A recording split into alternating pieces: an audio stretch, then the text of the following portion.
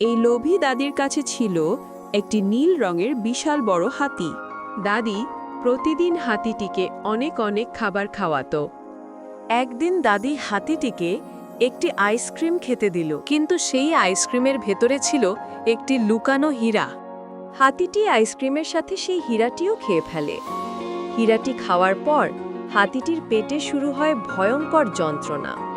তখন ব্যথায় কান্না করতে থাকে হাতিটি। হাতির কান্না শুনে দৌড়ে আসে দাগি। দেখে হাতিটির পেটে একটি ঝকঝকে হীরা জ্বলজ্বল করছে।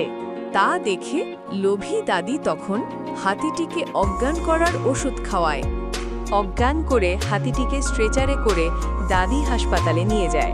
ডাক্তার হাতিটির পেট কেটে সেই হীরাটি বের করে দাদির হাতে দেয়। হীরা পেয়ে দাদি খুব খুশি হয়। কিন্তু অন্যদিকে হাতিটি ব্যথার যন্ত্রণা সহ্য করতে না পেরে মারা যায়।